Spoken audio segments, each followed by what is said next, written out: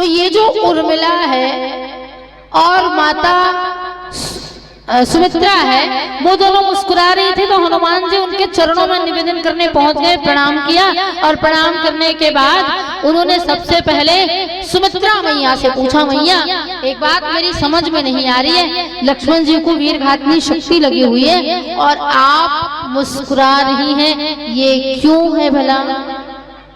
इस पर सुमित्रा मैया ने कहा, हनुमान जी अभी अभी आपने बताया ना कि मेरा लक्ष्मण सोया हुआ है। बोले हाँ मैया सोया हुआ है। और कहाँ सोया है? तो राम की गोदी में सोया है। हाँ, राम की ही गोदी में सोया है मैया।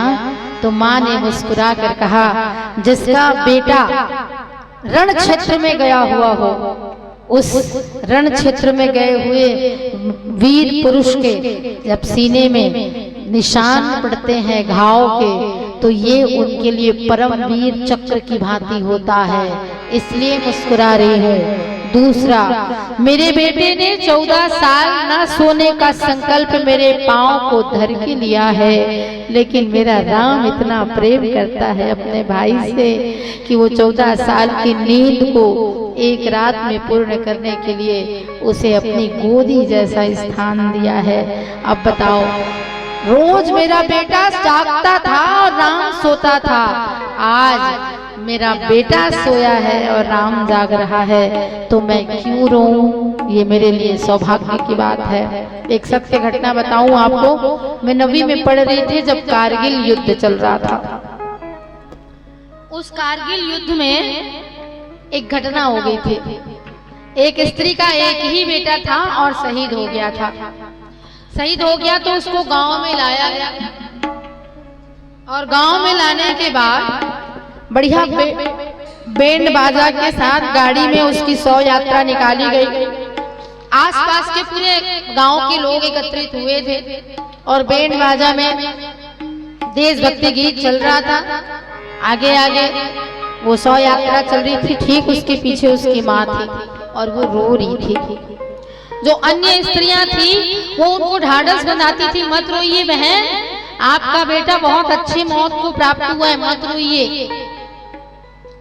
वो कई बार सुनी और कई बार सुनने के बाद उसने बैंड बाजे वालों को रोका, भैया थोड़ी देर शांत रहोगे आप लोग।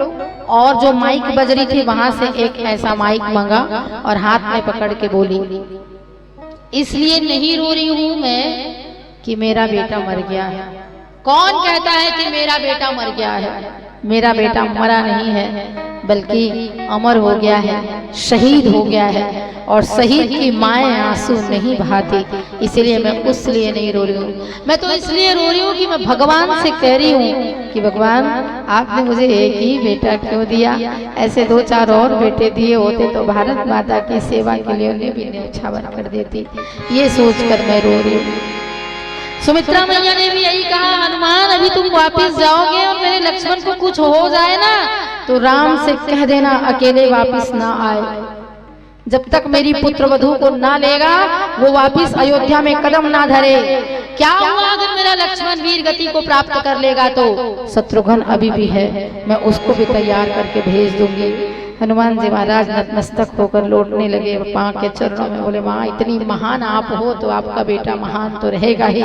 बात अब उर्मिला जी की हो रही। उर्मिला जी के चरणों में निवेदन करके प्रणाम किया, उनसे भी पूछा मैया आपके पति मरणासन स्थिति में है और आप मुस्कुरा रही हैं, कारण क्या है?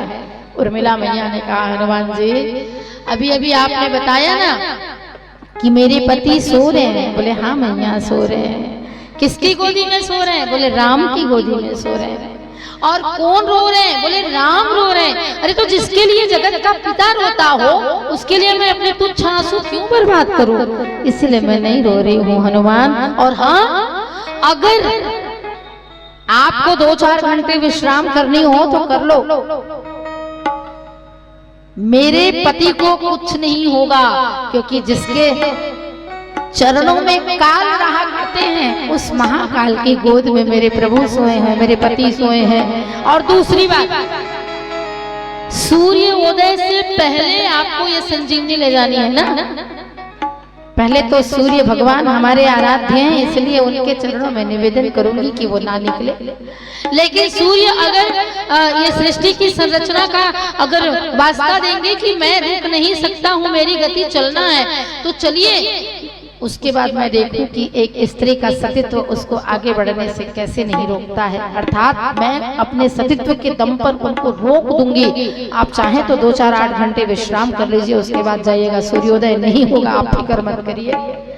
ऐसा उच्च विचार माता उर्मिला का हनुमान जी महाराज ने देखा। ये कुछ कारण थे लक्ष्मण जी को शक्ति लगने के। गोसाई जी महाराज ने लिखा, इसीलिए मेघनाद समकोटि शत जोधा रहे उठाए, जगदाधार शेष किमे उठे चले खिसियाए। इस बात का चिंतन आपके बीच हुआ।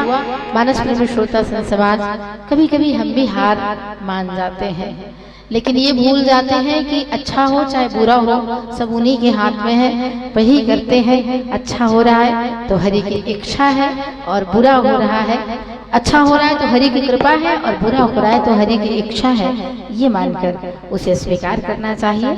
अब चलिएगा, आप सबसे विदा लेने का समय आ गया है। एक अंतिम भजन पश्चात आप सबसे सादर विदा लेते हैं। बोलिए लक्ष्मण सिया रामचंद्र की।